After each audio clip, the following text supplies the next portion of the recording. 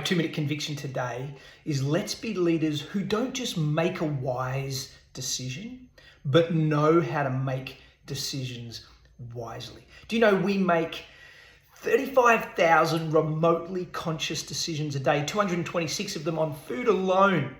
And the chances of us getting it right all the time are pretty slim. But I'm fond at work of saying that the opportunity of a lifetime happens about once a day.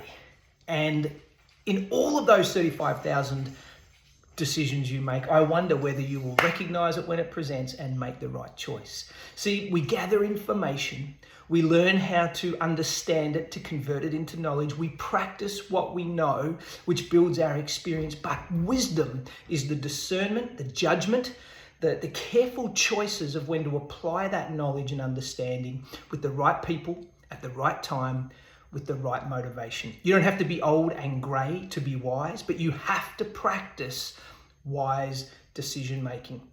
You know, making a wise decision can be easy. You can get it right every now and then. You can be lucky. You can take good advice. A broken clock, though, can be right twice a day.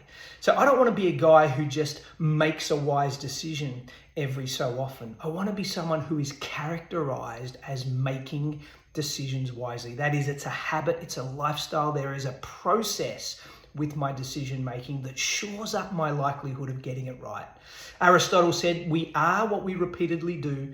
Excellence is not an act, it's a habit. The same is true of wisdom. If we want to make decisions wisely, it can't just be a one-off event. It has to be a habit, and we will become wise when we practice wise decision making. That's my 2-minute conviction. Have a great week as you think more carefully about your choices and the impact that they will have on you and others.